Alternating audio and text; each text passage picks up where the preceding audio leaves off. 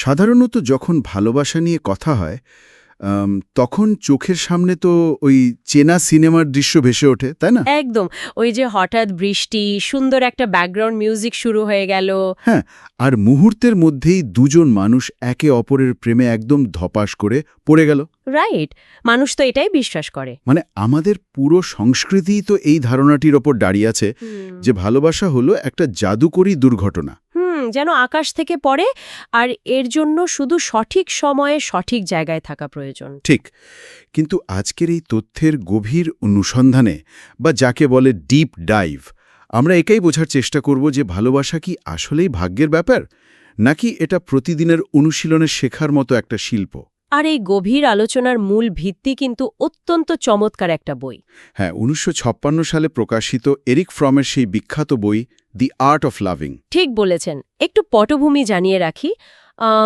Eric from হলেন একজন প্রখ্যাত সমাজবিজ্ঞানী এবং মনোবিশ্লেষক। তিনি এর আগে দ্য সেইন্ট সোসাইটি নামের আরেকটা দারুণ বই লিখেছিলেন, আর এই দ্য আর্ট অফ লাভিং বইটি মূলত ওয়ার্ল্ড পার্সপেক্টিভস সিরিজের অংশ। আচ্ছা, এই সিরিজের মূল উদ্দেশ্যটা কি ছিল আসলে? উদ্দেশ্য ছিল মানব জীবনের পূর্ণতা আর বিশ্ব সম্প্রদায়ের একটা বৃহত্তর দৃষ্টিভঙ্গিকে তুলে ধরা।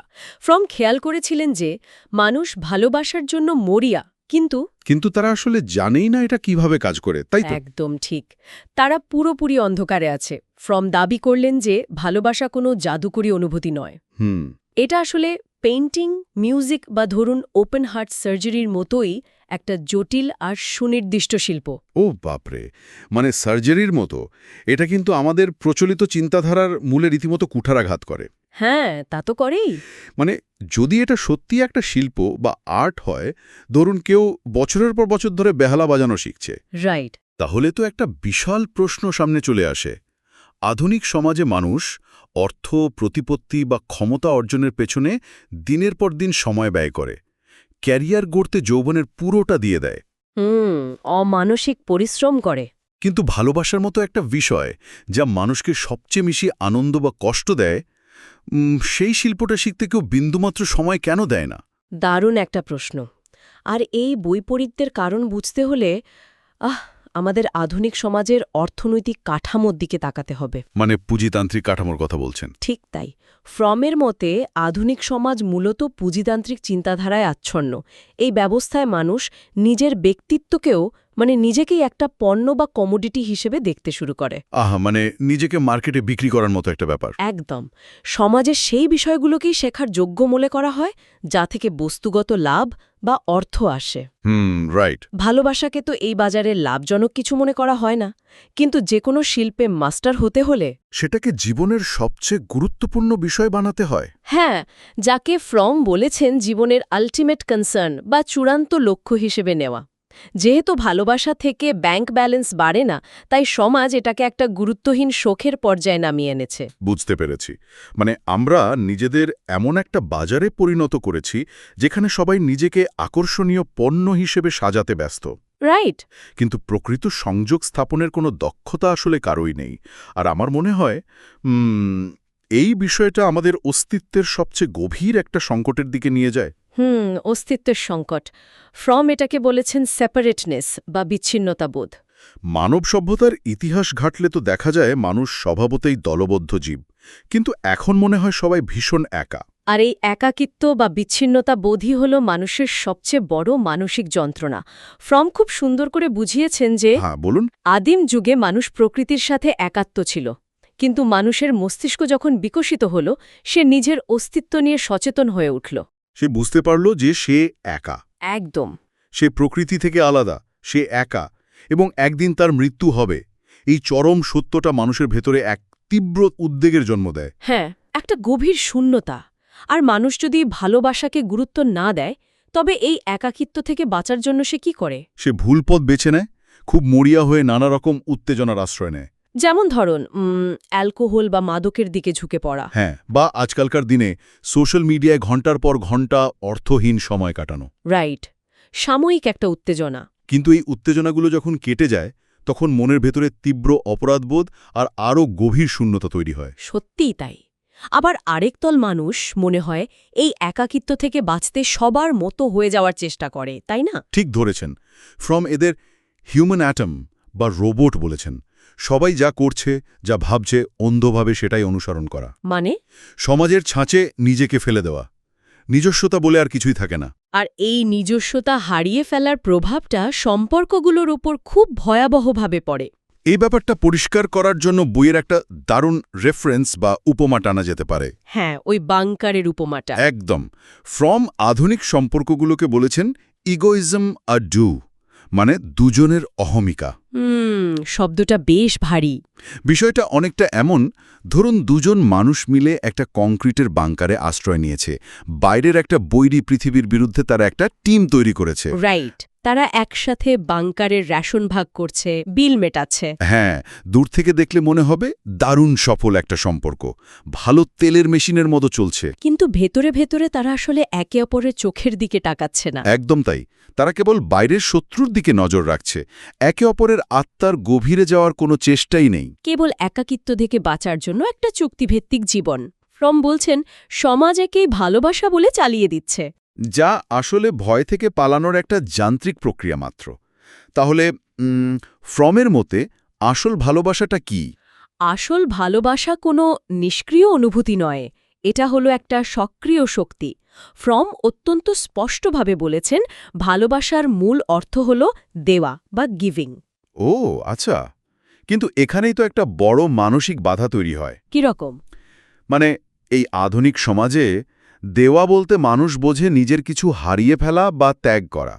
মানুষের মনে হয় কাউকে কিছু দেওয়া মানে নিজের পকেট ফাঁকা করা। মনস্তাত্ত্বিক দিক থেকে এই বস্তুবাদী ধারণাটা সম্পূর্ণ ভুল।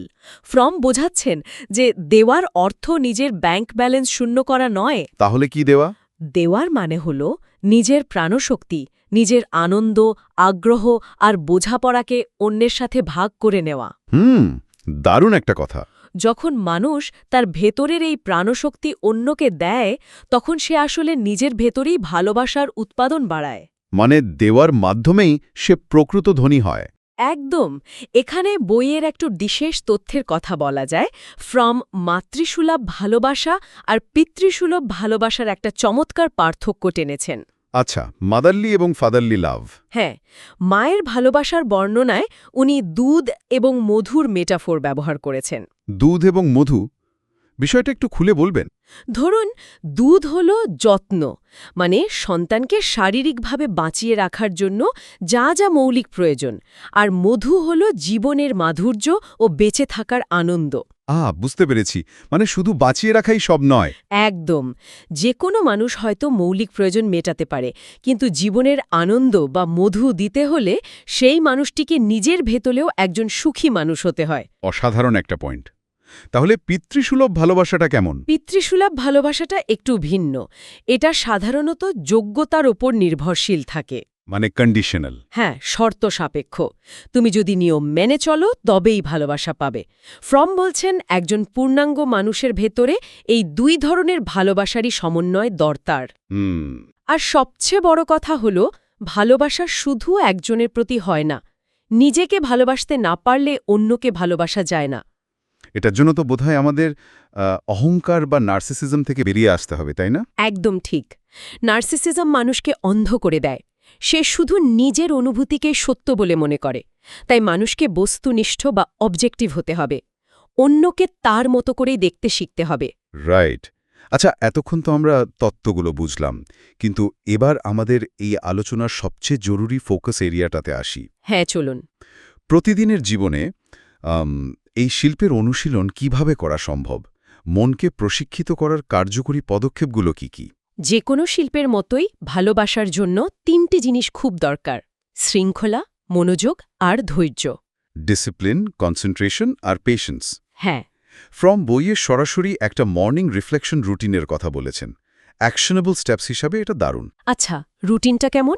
সকালে জলদি উঠতে হবে, তারপর একটা আরামদায়ক কিন্তু সঠিক ভঙ্গিতে বসতে হবে। ধানের মতো অনেকটা। কিন্তু সবচেয়ে কঠিন শর্তটা হলো রেডিও, শোনা, পড়া বা ধূমপানের মতো কোনো বাহ্যিক বিষয় ছাড়া সম্পূর্ণ একা থাকতে শিখতে হবে। ও মাই গড!